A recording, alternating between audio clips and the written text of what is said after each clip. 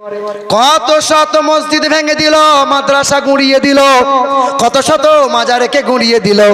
হ্যাঁ, বর্তমানে বেঈমান দুশমনেরা এই কোরআনকে যদি মুছে দিতে চায়, বলো মুসলমান, পৃথিবীর কোন দুশমনেরা এই কোরআনকে পৃথিবী থেকে হারিয়ে কেউ কি দিতে পারবে? পৃথিবীর সব কোরআন যদি একটা বস্তায়, কারণ শত শত বস্তায় যদি ভরে ভরে দেওয়া হয় আর নদীতে ভাসিয়ে দেওয়া হয়, পৃথিবীর সব কোরআন নদীতে ভাসিয়ে দেওয়া হলো, তাহলে নিশ্চয়ই কোরআন মুছে যাবে। পৃথিবীর সব কোরআন এক জায়গায় জড়ো করে সব কোরআন যদি আগুনে জ্বালিয়ে দেওয়া হয়, তাহলে কোরআন নিশ্চয়ই হারিয়ে যাবে। যদি আগুন লেগে ধ্বংস হয় পৃথিবীর সব বইয়ের দোকান, আরে বিশ্ব থেকে হারাবে না পবিত্র কোরআন। যদি আগুন লেগে ধ্বংস হয় পৃথিবীর সব বইয়ের দোকান, আরে বিশ্ব থেকে হারাবে না পবিত্র কোরআন। বলো কেমন করে করবে ধ্বংস, বলো কেমন করে করবে ধ্বংস তোমার আগুনের তেজ? আরে বিশ্বে ভরা লক্ষ লক্ষ আছে কোরআনের হাফেজ।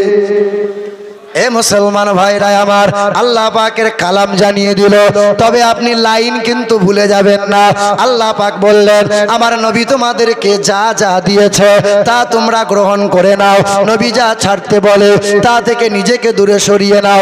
দিন দুনিয়ার বাদশা শিখিয়ে দিলেন, নবী আমার শিখিয়ে দিলেন, এ আমার উম্মতেরা এইভাবে খাবার খাবে, আমার উম্মতেরা এইভাবে শোবে, আমার উম্মতেরা এইভাবে বাথরুম যাবে। এ আমার উম্মতেরা, আমাকে ভালোবাসো যারা, আমার সুন্নতকে, আমার আদর্শকে গলায় ঝুলিয়ে নেবে তারা, অর্থাৎ নবীর আদর্শ গলায় ঝুলিয়ে নিয়েছে যারা, পৃথিবীতে কামিয়াবি পেয়ে গেছে তারা, নবী নবী করে গেছে যারা, পৃথিবীতে কল্যাণ কামিয়াবি লাভ করেছে যারা, আর নবীকে ত্যাগ করেছে যারা, সব জায়গায় মার খেয়েছে তারা। قل إن كان آباؤكم وأبناؤكم وإخوانكم وأزواجكم وعشيرتكم وأموال اقترفتموها وتجارة تخشون كسادها ومساكن ترضونها أحب إليكم من الله ওয়া রাসূলিহি। এ দুনিয়ার মানুষেরা, আল্লাহ পাক বলেন, ওগো নবী আপনি জানিয়ে দেন, তোমরা বাপ মাকে ভালোবাসো, ভাইয়ের হক আদায় করো, ভাইয়ের হক আদায় করো, বোনের হক আদায় করো। এ মুসলমান ভাইরা আমার, নবীজির বয়স যখন 8 দিন ছিল, লক্ষ্য করেন, নবীজির বয়স যখন 8 দিন ছিল, মা হালিমা আমার নবীকে কোলে করে তায়েফ শহরে নিয়ে গিয়েছিল। দিন দুনিয়ার বাদশাহ মা হালিমার ডান দিকের স্তনে মুখ লাগিয়েছিল, কিন্তু বাম দিকের স্তনে মুখ লাগিয়ে দুধ পান করেন নাই। ঠিক কিনা বলেন? কোন স্তনে মুখ লাগিয়ে দুধ পান করলেন? ডান। মা হালিমা চিন্তা করেছিলেন হয়তো বাম দিকের স্তনে কোনো রোগ হলো, তাই তো ডক্টরি কবিরাজি করলো, রিপোর্টে রোগ ধরা পড়ে না। দিন দুনিয়ার বাদশাহ শিশুকালে শুধু মা হালিমাকে নয়, তোমাকে আমাকে জগৎবাসীকে জানিয়ে দিল, ভাইয়ের হক কোনোদিন মারবি না, বোনের হক মেরে খাবি না। ও মা হালিমা, আমি তোমার পেটে ধরা সন্তান নই রে মা, তোমার এক সন্তান আছে, তার নাম হলো আব্দুল্লাহ। আমি যদি 2 স্তনে মুখ লাগিয়ে দিই, ভাইয়ের হক মারা হবে, আর ভাইয়ের হক মেরে খাই যারা, জান্নাত পাবে না তারা। তবে আপনার গ্রামের মানুষ খুব ভালো, হক টক কেউ মারে না, জমির আল কেটে জমি কেউ বড় করে না। আমাদের ওইদিকে বর্ধমানের দিকে খুব চলে, এমন করে জমির আল কাটে যে জমির আল দিয়ে হাঁটা যায় না। সে আবার ডবল হাজি, চাষা বলে ডবল হাজি, কথা বলবি না, ডবল হাজি। চাষা আল কেটে জমি বড় করছো কেন? ডবল হাজি। কথা বুঝতে পারছেন না? হ্যাঁ মুসলমান ভাইরা আমার, কত অহরহ মানুষ তাহাজ্জুদের নামাজ পড়ে, কত মানুষ আছে তাসবিহ করে। বড় ভাই সাদাসিধে মানুষ, ছোট ভাই শিক্ষিত মানুষ, চতুর লোক, চালাক মানুষ। তাই আব্বাকে ডাক্তারখানা যাওয়ার নাম করে রেজিস্ট্রি অফিসে গেছে, দিয়ে বড় ভাইয়ের সব সম্পত্তিগুলো লিখলো। লিখে নেওয়ার পরে ডবল হাজি হয়ে বাড়ি ফিরে এলো। হাতে একটা লম্বা 4 হাতের তসবিহ আর একটা সস্তায় জুব্বা কিনে নিয়ে এসছে আরব থেকে। আর রাস্তায় হাঁটে আর তসবিহ টানে, রাস্তায় হাঁটে আর তসবিহ টানে। সবাই বলে ফেরেশতা চলছে, ফেরেশতা। আল্লাহর ফেরেশতারা বলছে তুই একবার আয়, তোকে আছিলা করে ছিলবো, তুই শুধু আয় একবার। কি বলছেন? বাপ মারা গেছে, 3 ভাই মিলে সব জমি সম্পত্তি ভাগ বন্টন করে। আপন 2 বোন এসে বলেছে ভাই আমাদের সম্পত্তি কই? তখন বড় ভাই বলছে তুই আবার কিসের সম্পত্তি নিবি রে, আমার বাড়িতে বেড়াতে আসবি না? তো ছেলেরা আমার ঘরে এসে খাবে না, মানে ওর সম্পত্তিটা ভাইকে দিয়ে দিতে হবে। তাই ওর ভাই তার ছেলেরা এসে বোন এসে 2 মুঠো খেতে পাবে। এটা ইসলাম তোমাকে শিখিয়েছে, এটা আল্লাহর ওলিরা শিখিয়েছে তোমাকে। ভাইয়ের হক মেরো না বন্ধু। পৃথিবীর জমিনে 2 গুনাহ কখনো মাপ হয় না। 1 হক মেরে খাচ্ছে যারা, 2 যারা গীবত করছে, গীবত পরনিন্দা। পরনিন্দা বোঝেন? মসজিদ থেকে বেরিয়ে টুপি খুলতে না খুলতে ইমাম সাহেবের নিন্দা, অমকের নিন্দা, এই অমক করছে তাই শেষ তাই করছে। কিছু কিছু মানুষ দেখবেন আছে ইমামের পিছনে নামাজ পড়ে, আবার চায়ের দোকানে বসে বসে বলে আমাদের ইমামটা হুজুর লয় রে, খেজুর হুজুর লয়। আমি আপনার গ্রামে এলাম, মসজিদে বসে আছি, ওয়াজ শেষ হবে বাড়ি চলে যাব। সকালবেলা এক মুরব্বী চাচা বলল আমিরুল ইসলাম বক্তা ভালো, কিন্তু একটা গুণ খুব খারাপ রে। বলে কি হয়েছে? বলে আমাদের মসজিদে যে দেওয়াল ঘড়িটা ছিল না, ও মাল ব্যাগে ভরে নিয়ে পালিয়ে গেছে। আপনি চায়ের দোকানে 20টা মানুষের সামনে বললেন এই যে মুরব্বী বাপ, আপনি বলে দিলেন, আপনি বলে দিলেন। 20টা মানুষ শোনার পরে মজা নেবার জন্য 100 মানুষকে শোনাইলো। 100 মানুষের কানাকানি হতে হতে 1000 মানুষ শুনলো যে হ্যাঁ। 3 দিন পরে মুরব্বী বলছে ছি ছি ভুল হয়ে গেল গো, ওই যে দেওয়াল ঘড়িটা দক্ষিণে ছিল, ওই তো উত্তর দিকে, ওই তো না না আমিরুল ইসলাম তো এরকম করে নাই। এবার আপনি বলেন 1000 মানুষের কানে যে নিন্দাটা আপনি পৌঁছে দিয়েছেন, বলেন আপনি কি করে ফেরাবেন? আপনার ইবাদত যে ধ্বংস, আপনার নেক আমল যে যার নামে নিন্দা করেছেন তাকে দিয়ে যে বদলা নেওয়া হবে। কথা বুঝতে পারলেন না বুঝি? মুসলমান বাবাজিরা ভাইরা আমার, আল্লাহ পাক জানিয়ে দিলেন ওগো নবী আপনি বলে দেন মা বাবার সঙ্গে দুর্ব্যবহার করো না। ভাই ভাইয়ের কখনো হক মারবে না, বোনের হক মারবে না, বেবিকে মোহাব্বত করবে, ছেলে মেয়েকে স্নেহভরা ভালোবাসা দেবে। আমি আল্লাহ পাকের ঘোষণা আহাব্বা ইলাইকুম মিনাল্লাহি ওয়া রাসূলিহি। দুনিয়া করতে গিয়ে, টাকা পয়সা রুজি রোজগার করতে গিয়ে, ব্যবসা বিজনেস করতে গিয়ে কখনো জানো আমার নবীকে ভুলে যাবে না। যখন আমার নবীকে তোমরা ভুলে যাবে, বেঈমানের হাতে ক্ষমতা যাবে, লাঞ্ছিত অপমানিত তোমরা হবে, সব জায়গাতে মার তোমরা খাবে, সব জায়গাতে অসম্মান হবে। আদরের বিবি থাকবে পাশে, গায়ে হাত বুলাবে না, ছেলে থাকবে মনের মতো, কেউ তোরে আব্বা বলে চাইবে না। পাড়ার বন্ধু অনেক থাকবে, কেউ তোর কাছে আসবে না। বড় বড় পুকুর হবে, মাছ দিবি মরে যাবে, সেখানে আল্লাহ পাকের রহমত পাবি না, ফলে ফসলে বরকত পাবি না।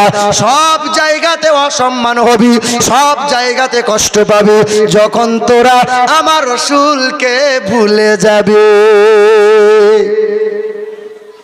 কিছুদিন আগে কলকাতা মেটিয়াপুর যে জলসাই ছিলাম, তো ওয়াজ মাহফিল করার আমার টাইম ছিল রাত 12টায়। মোটামুটি 12টা 10-12টা ছেলে এসেছে আমার কাছে, হুজুর চলেন টাইম হয়ে গেছে। তো একটা ছেলে এইরকম তাগড়াই, সবুজ রঙের পাঞ্জাবি, মাথায় সবুজ রঙের টুপি, আবার এই গামছাটাও দিয়েছে সবুজ রঙের। তো দেখে মনে হচ্ছে সাংঘাতিক বুজুর্গ ব্যক্তি। আহা, তো আমাকে নিয়ে আসছে আর বলছে নারায়ে তাকবীর, নারায়ে, এমন করছে। তাই বললাম বাপ তুই হাতটা সাবধানে রাখ, আমার বুকে যদি একবার লেগে যায় কলজে কানা হয়ে যাবে। স্টেজের পাশে এসে দাঁড়িয়ে জিজ্ঞাসা করছি, বাবা বলতো পেশাব করে পানি নিয়েছিস? বলে হুজুর সারা বছর নেই নাই, তবে আজকে গোলমাল করি নাই, আজকেই নিয়ে এসেছি। কি মনে হয় এ নবীকে ভালোবাসে? কি মনে হয় আপনারা? এই যে আন্দোলন চলছে চতুর্দিকে, ওয়াকফ নিয়ে আন্দোলন চলছে না বাবা, যা বিল বাতিল করতে হবে। আচ্ছা আপনাদের কি মনে হয় এই আন্দোলন করে কি বিল বাতিল হবে? হবে হবে 1992 ডিসেম্বরে 6 তারিখে বাবরি মসজিদ শহীদ করেছিল। আমরা মুসলমানরা আন্দোলন করেছিলাম, আমাদের বাপ দাদুরা সবাই আন্দোলন করেছিল। সেই আন্দোলনের করার পর বহু বছর পর রায় দিল যে এখানে রামের কোনো চিহ্নই নাই। তবে মুসলমান তোমরা চিন্তিত করো না, চিন্তিত হইও না, সাম্প্রদায়িক সম্প্রীতি বজায় রাখো, তোমাদের জন্য মসজিদ একটা বানিয়ে দেওয়া হবে মাঠের ময়দানে, আর এই বাবরি মসজিদ যেখানে ভেঙেছে রাম মন্দির এখানেই হবে। এটা হলো দেশের আইন, আইন পাশ করলো। আমরা মুসলমানরা বলেছিলাম একটা মসজিদ যাচ্ছে যাক, তবে হিন্দু মুসলমান সম্প্রীতিটা বজায় থাক। কি গো এ মুসলমান ভাইরাই আমার, তারপরে আপনারা দেখেন, তারপরে নূপুর শর্মা আমার রাসূলুল্লাহ চরিত্র নিয়ে কটূক্তি করেছিল না করে নাই? শুধু আমরা মুর্শিদাবাদের মানুষ শুধু নয়, গোটা বিশ্বের মুসলমানরা আমরা সবাই আন্দোলন করেছিলাম, ফাঁসি চাই, ফাঁসি চাই, নূপুর শর্মার ফাঁসি চাই। বলেন তো বাবা নূপুর শর্মার ফাঁসি কি হয়েছে? তারপরে ওরা 3 তালাকের বিল পাশ করলো, মুসলমানরা আন্দোলন করলো, সেই 3 তালাকের বিল কি বাতিল হয়েছে? বলো বলো। তারপরে ওরা আইন চালু করলো, এনআরসি করতে হবে, মুসলমানগুলোকে কোণঠাসা করতে হবে, মুসলমানগুলোকে দেশ থেকে বিদায় করতে হবে। তারপরে কিছুদিন ঝিমমারা হয়ে গিয়ে মুসলমানদের ওয়াকফ নিয়ে আঙুল তুলে দিল, মুসলমানদের ওয়াকফ নিয়ে বিল পাশ করলো। আমরা মুসলমানরা বিভিন্ন জায়গায় আন্দোলন শুরু করলাম। আমার বাপের জায়গা, আমাদের পৈতৃক ভিটা, আমার বাপ দাদু দান করলো মসজিদে। আপনার সম্পত্তি আপনি দান করেছেন মাদ্রাসায়, আপনি দান করেছেন মাজারে, আপনি দান করেছেন কবরডাঙ্গায়। ওরা বলছে না এই সম্পত্তি আমাদের হাতে দিয়ে দিতে হবে, ওদেরও দেবত্ব সম্পত্তি আছে। আমরা মুসলমানরা কোনোদিন এই কথা বলি নাই যে তোমাদের দেবত্বগুলো সম্পত্তিগুলো আমাদের দাও, কিন্তু আমাদের সম্পত্তি নিয়ে এত কেন মাথা ব্যথা? ও বলে মুসলমানদের এত পরিমাণে সম্পত্তি আছে যে পশ্চিমবঙ্গকে 2 বার কিনা হবে। তাই তো এত নজর মুসলমানদের প্রতি। যে গাছের ফল মিষ্টি হয় সে গাছে ঢিল পাথর একটু বেশিই পড়ে। হিন্দু আছে, খ্রিস্টান আছে, বৌদ্ধ আছে, জৈন আছে, সাঁওতাল আছে, আদিবাসী আছে, কত ধর্মের মানুষ আছে, কত ধর্ম গুরুরা আছে, কত ধর্ম গ্রন্থ আছে, কত মন্দির গির্জা আছে, কত পাঠশালা ভার্সিটি আছে। কাউকে কোনোদিন কাউকে কোনো সমস্যা নাই, কিন্তু মুসলমানদের নিয়ে সমস্যা। বলছে মুসলমানগুলোকে দেশ থেকে বিদায় কর, চলে যেতে বল পাকিস্তান, না হলে কবরস্থান। দেখছেন না, কেউ বলছে মুসলমানগুলোকে গাছে ঝুলিয়ে এলো পাতারি খেলা, কেউ বলছে মুসলমানদের দাড়ি ধরে ছিঁড়ে দে। বলছে কি বলছে না বলেন? আপনি মুসলমান, আমি মুসলমান, তাদের বিরুদ্ধে প্রতিবাদ করতে গেলে আপনাকে জেল হাজতে থাকতে হবে। কিন্তু সে একটা কোনো বড় কথা বলে দিল মুসলমানদের বিরুদ্ধে, তার বিরুদ্ধে কোনো মামলাও নাই, কোনো অ্যাকশনও নাই। ঠিক কিনা বলেন? মুসলমান ভাইরা আমার, এই দেশের মাটিতে জয় হিন্দ স্লোগানটা সর্বপ্রথমে যে দিয়েছিল সে ছিল মুসলমান আল্লাহর বান্দা আবিদ হাসান নাম ছিল তার। এই দেশের মাটিতে ইনকিলাব জিন্দাবাদ সর্বপ্রথমে যে বলেছিল সেও সর্বপ্রথম মুসলমান ছিল, আল্লাহর বান্দা হযরত মাওলানা মোহানি তার নাম। এই দেশের মাটিতে সর্বপ্রথম ভারত ছাড়ো এই আন্দোলন যে করেছিল তার নাম ছিল মেহের আলী। এই দেশের মাটিতে সারে জাহাঁ সে আচ্ছা হিন্দুস্তান হামারা এই গান সর্বপ্রথম শুনিয়েছিল যে আল্লামা ইকবাল তার নাম। এখনো হিন্দু ভাইদের বিবাহ অনুষ্ঠানে সানাই বাজানো হয়, ওই সানাইটা সর্বপ্রথম শিখিয়ে দিয়ে গেল যে মুসলমান ছিল তার নাম হলো বিসমিল্লাহ খান।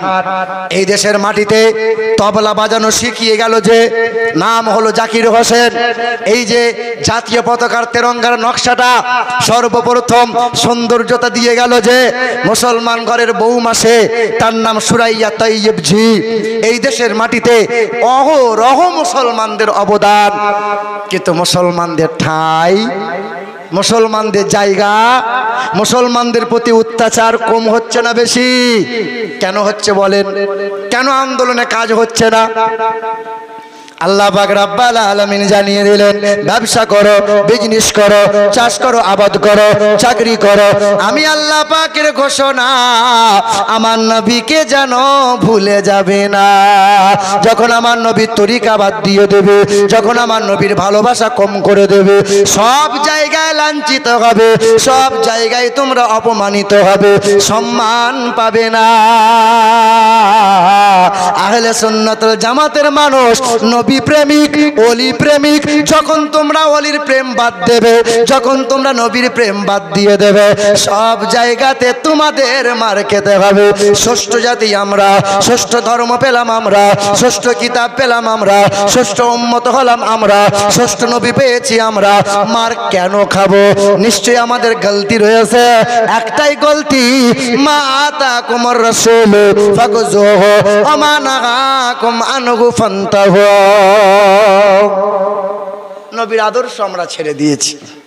বলেন, নবীর আদর্শ আমরা ছেড়ে দিয়েছি। হে মুসলমান ভাইরা আমার, হিন্দু ধর্মগ্রন্থের বেদে লেখা আছে, ইয়া দেবী সর্বভূতে শান্তি রূপে ওং নমস্তুতে নমঃ নমোহা আম সন্তা সরোতি শতপতি মারমেহে সুন্দরাম মঙ্গলাম নরসংসা না দ্বিতীয়াম না তৃতীয়াম চতুর্থ না পচ্যুতে আল্লাং জ্যেষ্ঠাং ষষ্ঠাং পূর্ণাং লা ইলাহা হরতি পাপম ইল্লু ইলহা পরম পদম জন্মো বৈকুণ্ঠ পরওয়াপ ইনতি তো জপি নামে মোহাম্মদা। পৃথিবীর জমিনে ধর্ম আছে ৩,৫০০টা। কম বেশি কতগুলো ধর্ম আছে? কতগুলো ধর্ম আছে? কম বেশি ৩,৫০০টা ধর্ম আছে। আচ্ছা, এতগুলো ধর্মের নাম কি আমরা জানি বাবা? আমরা হাতে গোনা কয়েকটা ধর্মের নাম জানি। ইহুদি ধর্ম, খ্রিস্টান ধর্ম, এই বৌদ্ধ, এই শিখ ইত্যাদি। ইহুদি ধর্মের মানুষ যারা, এদের বিশ্বাস আলাদা। খ্রিস্টান ধর্মের মানুষ যারা, এদের বিশ্বাস আরেকটু আলাদা। হিন্দু ধর্মের মানুষ যারা, এদের ধারণা আরেকটু আলাদা। আমরা মুসলমান, আমাদের মালিক কয়টা? কথা বলে না কেন? আমাদের কাবা, আমার আপনার কালেমা ১ না ২?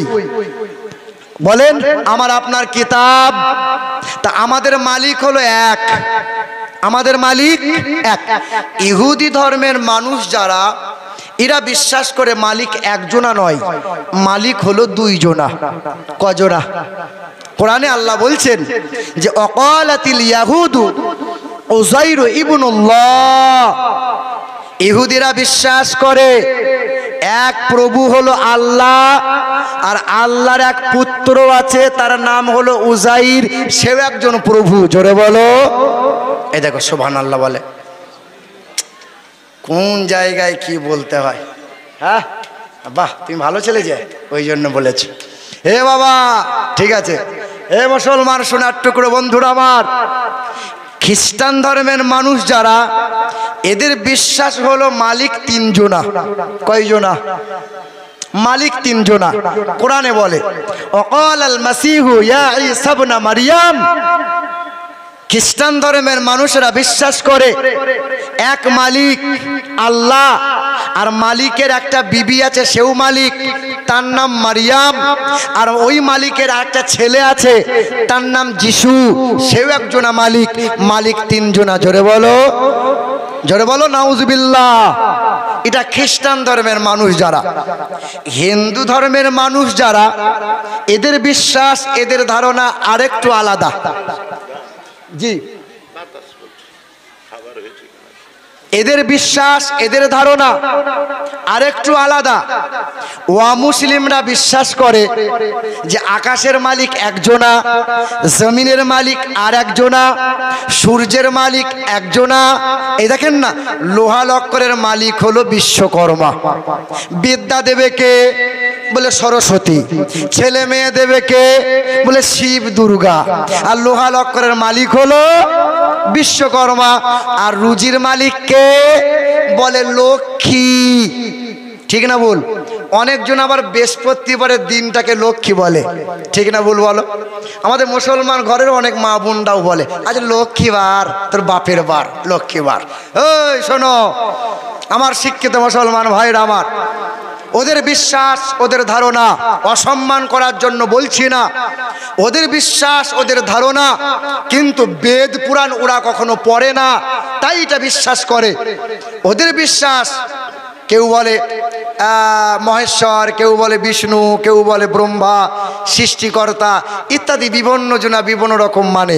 কিন্তু বেদে লেখা আছে যে যতই মানো না কেন, যতই পূজা অর্চনা করো না কেন, প্রভু কিন্তু একজনা, সৃষ্টিকর্তা একজনা, মালিক একজনা। ও নমো ব্রহ্মাণ্ড প্রভাসিত নমো কল্যাণো শান্তি যুগে যুগে নমোহা ঈশ্বর সর্বস্ব জাগতং ব্রহ্ম সর্বদং খালিদং ধর্মবহ না দ্বিতীয়াম না তৃতীয়াম চতুর্থ না পঞ্চমে না পঞ্চম না ষষ্ঠম সপ্তম না পঞ্চমে। তিনি এক অদ্বিতীয় লা শারীকা লাহ। তিনি কখনো খায় না, তিনি কখনো ঘুমান না, তার কোনো বিবি নাই, তার কোনো বাচ্চা নাই। তিনার মতো আর কেউ হবে না। আমাদের কোরআন বলে, আমরা জানি বিসমিল্লাহির রহমানির রহিম কুল হুয়াল্লাহু আহাদ আল্লাহুস সামাদ লাম ইয়ালিদ ওয়া লাম ইউলাদ ওয়া লাম ইয়াকুল লাহু কুফুয়ান আহাদ। এক আল্লাহ, তিনি কখনো খায়, তিনি কখনো ঘুমায়, তার কোনো বিবি নাই, তার কোনো বাচ্চা নাই, তিনি কখনো জন্ম নেন নাই, তিনি কাউকে জন্ম দেন নাই। এক আল্লাহর মতো আল্লাহ কেউ হবে না। কোরআনের মতো এমন কিতাব আর কেউ পাবে না। নবীর মতো এমন মহান নেতা আর কেউ কখনো পাবে না। নবীর মতো এমন নবী আর পাবে না। মদিনাতুল মুনাওয়ারার মতো এমন শহর আর কেউ পাবে না। জমজমের মতো এমন পানি, দ্বিতীয় পানি আর হবে না। কাবার মতো দ্বিতীয় কাবা আর কেউ পাবে না। তিনি এক এক করে বানিয়ে দিয়েছেন রে বাবা আমার দিন দুনিয়ার বাদশাহ হাবিবে কিবরিয়া জানাবে মুহাম্মদুর রাসূলুল্লাহ। আবার বেদ বলল আম সন্তা সরতি শতপতি মারমেঘে সুন্দরাম মঙ্গলাম নারা সংসার। তিনি হবেন মহান নবী, যিনি কখনো মিথ্যা কথা বলবেন না। তিনি হবেন সত্যপ্রিয়, তিনি হবেন সত্যবাদী। তাই তো বড় পীরের মা উম্মুল খায়ের ফাতেমা বলে বাবা আব্দুল কাদের জিলানী কখনো যেন মিথ্যা তুমি বলিও না। ঠিক কিনা বলেন? বাপ ছেলেকে নিয়ে ঘরে বসে আছে, এমন সময় দরজায় আওয়াজ দিয়েছে, কোদাল আছো গো, কোদালের বাপ আছো? তা ছেলেকে বলছে বাপ দেখে আই তো। ছুটে এসে দেখে এসে বলছে বাবা কোদালের বাপ। তা বলছে বলে আয়, আব্বা ঘরে নাই, 10 দিন হলো কলকাতায় গেছে। 10 দিন হলো কেন? টাকা পাই যে। তা ছেলে যখন বলে এলো, তা আব্বাকে বলে আব্বা তুমি তো ঘরে বসে আছো, আর মিথ্যা কথা কেন বলালে? বলে উপায় নাই, চাই, দেখা হলেই টাকা চাইবে। কথা বুঝতে পারলেন না? আপনি তো কথায় কথায় ছেলেকে মিথ্যা শিখিয়েছেন, কথায় কথায় আপনি মিথ্যা শিখালেন। এই কিছুদিন আগে একটা লোক আমাকে প্রশ্ন করেছিল, একটা মানুষ, একটা অমুসলিম ছেলে প্রশ্ন করেছিল যে আমরা আমাদের ঠাকুর দেখতে পাই, আমাদের ভগবানকে আমরা দেখতে পাই, পূজা করি, তোমরা যে আল্লাহ আল্লাহ করো, কই আল্লাহকে তোমরা দেখতে পাও? আচ্ছা আপনারা পান নাকি আল্লাহকে দেখতে? মনে হয় না যে আল্লাহকে দেখি একবার? কি বলছেন? কথা বুঝতে পারছেন? তা আমাকে বলছে আপনাদের ধর্ম কেমন ধর্ম? আপনাদের ধর্ম কেমন ধর্ম? আমরা যেমন সব সময় ভগবান দেখতে পাই, আপনারা তো আল্লাহ দেখতে পান না। আর এটাই তো খারাপই, সব সময় যে ভগবান দেখতে পাও। বলে কিরকম? বলে এক কাজ কর, তোদের দুর্গা মণ্ডপে পূজা হলো, ভালো পূজা, আনন্দবাজার পত্রিকায় তোদের এই মণ্ডপ, এই দুর্গার ছবি ছাপানো হবে, সাংঘাতিক লাল লাল গোলার সাংঘাতিক মণ্ডপ, সাংঘাতিক দুর্গা পূজা। এই দুর্গা ঠাকুরের ছবিটা ছাপানো হলো, আনন্দবাজার পত্রিকায় চলে গেল, বাজারে ঘরে ঘরে এই খবরের কাগজ। 10 দিন পরে কিলো হিসাবে বিক্রি হলো, দোকানে গেল, দোকান থেকে এটা আবার বেরিয়ে গেল, দিয়ে ঠোঙা তৈরি হলো, বাসে আর ট্রেনে সেই ঠোঙাতে ঝালমুড়ি বিক্রি হলো। তোর মতো হিন্দু ছেলে সেই ঠোঙায় ঝালমুড়ি খেলো, যে ঠোঙাতে দুর্গার ছবি আছে। ঝালমুড়ি খাওয়ার পর ঠোঙাটা পকেটে গুঁজে নিবি না ফেলে দিবি? ওই যে ফেলে দেবো, যখনই ফেলে দিবি এই ঠোঙাটা গড়িয়ে নর্দমায় যাবে, ছচ্ছর করে পিসাব করবি, পিসাবটা ঠাকুরের মাথায় গিয়ে পড়বে। আচ্ছা বল, ভগবানের সম্মান থাকলো কোথায়? বল বল। হ্যাঁ মুসলমান ভাইরা আমার, আমার আল্লাহ ওই রকম নয়। আল্লাহ পাকের ওলি যারা, আল্লাহ পাকের ওলি বান্দা যারা আল্লাহ পাকের দিদার পাই তারা, জি হ্যাঁ, আর আল্লাহ পাকের সবচেয়ে বড় নিয়ামত বান্দাদেরকে দেবেন। সেই দিন আল্লাহ পাক জান্নাতে মুমিন বান্দাগুলোকে আল্লাহ নিজ দিদার তার বান্দাদের দেবেন। বলে সুবহানাল্লাহ। মুসলমান ভাইরা আমার, তাহলে দিন দুনিয়ার বাদশাহ হাবিবে কিবরিয়া আল্লাহ বললেন, নবী তোমাদেরকে যা যা দেয় তা তোমরা গ্রহণ করো। তোমার আমার দয়ার নবী, মায়ার নবী আমাদেরকে কোরআন দিল, সেই কোরআন ছেলে মেয়েদের বুকে তুলে দাও। ওই কোরআনটা আমিও পড়ি, আপনিও পড়েন। হে মুসলমান, আবার কবে পড়বেন? 80 বছরের মুরব্বী বাপ এখনো বিড়ি ছাড়তে পারে না, এমন এমন ভাষা বলে তার কাছে যাওয়া যায় না। হে মুরব্বী মানুষটা, আপনি বলেন তো বাপ, আপনি কি কোনোদিন মরবেন না? পৃথিবী থেকে আপনি কি যাবেন না? সবাইকে যাওয়া লাগবে। কোরআন বুকে নিয়ে যাবে যারা, নবীর প্রেম নিয়ে যাবে যারা, অলির দামান ধরে পৃথিবী থেকে যাবে যারা, কবরে শান্তি পাবে, হাসরের ময়দানে তাহাদের সুপারিশে জান্নাতে যাবে।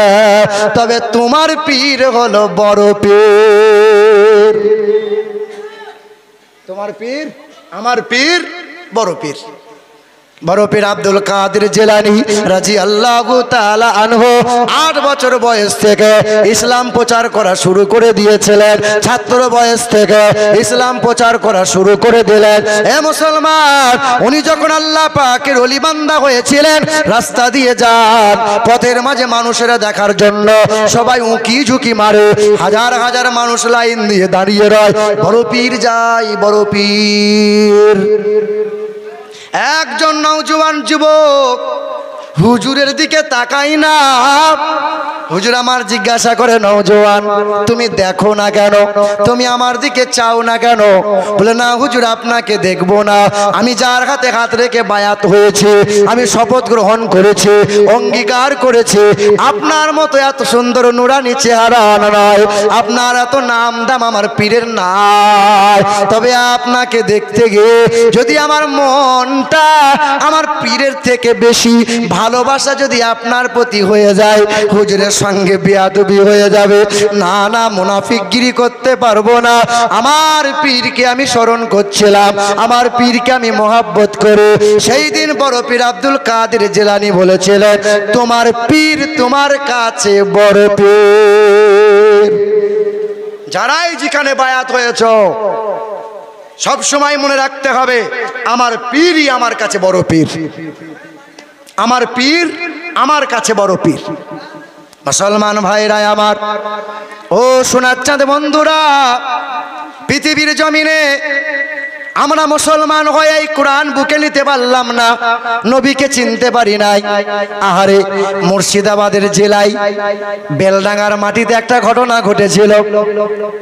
গণেশ পূজা করবে বলে লাইটিং করেছিল, সেই লাইটিং এ আল্লাহর নামের না একটা বদনাম রটিয়েছিল, গালমন্দ করেছিল। শোনেন নাই আপনারা?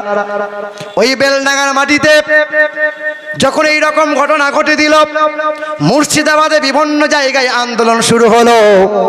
খবর নিয়ে দেখেন ভাইরা, যে ছেলেটা এই কাজ করিয়েছিল সেই ছেলেটাকে পুলিশ প্রশাসন সাইড করে দিল, ছেলেটা গ্রাম থেকে বিতাড়িত হলো, বিদেশ চলে গেল। আহারে, আল্লাহ পাক কাউকে চায় তো আল্লাহ পাক আবার কাউকে গজবে ফেলে দেয়। তা সেই ছেলে যখন বিদেশ চলে গেল, কিছুদিন আগের ঘটনা, তার বাবা প্রতি রাতে স্বপ্ন দেখে, রাতের বেলায় তারা করে ঠাকুর বাড়ি যায়, সাধু সন্ন্যাসীদের কাছে যায়, তাবিজ কবজ নেয়, কিন্তু স্বপ্ন যায় না। সাপে তারা করছে, সাপে প্রতি রাত ঘুম হয় না, ঘুম হয় না। কোথায় যাবে? একজন বুজুর্গ আল্লাহর ওলির কাছে গিয়েছিল। নৈহাটি বলে এক জায়গা, ওই যে নৈহাটি, ওই নৈহাটির সরজমিনে সেই ছেলের বাবা হাজির হয়েছিল। এই মাস চারেকের আগের ঘটনা। তখন আল্লাহ পাকের ওলি বান্দা বললেন, বাবা তোমাকে আমি জোর করতে পারবো না, কারণ ইসলাম ধর্ম জোর করে কাউকে দিওয়ানো যায় না, চাপানো যায় না। তবে তোমাকে একটা পরামর্শ দিই, আল্লাহ পাকের গজব থেকে যদি বাঁচতে চাও বাবা, জলদি জলদি তাড়াতাড়ি কালেমা পড়ে ইমানদার হয়ে যাও। মানুষটা বাড়ি চলে এলো, রাতের বেলায় স্বপ্ন দেখে আগুনে জ্বলছি, রাতের বেলায় স্বপ্ন দেখে সাপে দংশন করে। এই মানুষটা চিন্তায় চিন্তিত হলো, কোনো ঔষধে কোনো তাবিজ কবজে যখন কাজ হয় না, কোনো সাধু সন্ন্যাসী তার আর শিফা মানে আরোগ্য করতে পারে না। এই মানুষটা স্বামী স্ত্রী মিলে ওই আল্লাহর ওলির দরবারে গোসল করে হাজির হয়ে গেল। হুজুর আমাদের কলমা পড়িয়ে দেন। ছেলে গালমন্দ করে, বাবাকে গালমন্দ করে। ওই বাবা বলে, ওর মতো ছেলে আমাদের আর দরকার নাই। এই মানুষ স্বামী স্ত্রী মিলে কালমা লা ইলাহা ইল্লাল্লাহ মুহাম্মাদুর রাসূলুল্লাহ কালেমা পড়ে ইমানদার হলো। এলাকার ওয়া মুসলিমরা ওই মহিলা মানে স্বামী স্ত্রী দুইজনকে এলাকা থেকে বিতাড়িত করলো। মেয়ের বাড়িতে আশ্রয় নিয়েছে, এখন মাথায় টুপি দিয়েছে, আর ইমাম সাহেবের পাশে বসে কোরআন তেলাওয়াত শিখছে। বুড়ো বয়সে, বুড়ো বয়সে কোরআন তেলাওয়াত শিখছে কালেমা পড়ে। বলো তো মুসলমান, তুমি কি করলে আজ পর্যন্ত? বলো। বলে আমার জীব মোটা হয়ে গেছে, সারা জীবন ওই চারটে সূরা নিয়েই চলছে। আর তসবিটা না সুবহানাল্লাহ সুবহানাল্লাহ সুবহানাল্লাহ সুবহানাল্লাহ, শুধু এরকম করছি। হায় হায় হায় হায়, বলো বলো, শুধু মাথা ঠুকছে এইরকম এইরকম করে। ইচ্ছে মতো চলবে তা আল্লাহ পাকের গজব তোমার প্রতি পড়বে। কার ইচ্ছে মতো চলতে হবে? আল্লাহ এবং রাসূলুল্লাহর ইচ্ছে মতো চলা লাগবে। মুসলমান ভাইরা আমার, ও শোনাচ্ছেন বন্ধুরা আমার, শুধু মানুষেরা, আর একটা টাটকা ঘটনা শুনিয়ে দিয়ে যাই। আমার এই যে গাড়িটা করে এসেছি, এই গাড়িটা করে বছর দুয়েক আগে ওই কলকাতা ঠাকুরপুকুর বেখালা রাস্তা ধরে কাকদ্বীপ নামখানা যাচ্ছিলাম। ঘন ঘন ঠাকুরপুকুরে দেখবেন ঘন ঘন সিগনাল, ঘন ঘন সিগনাল।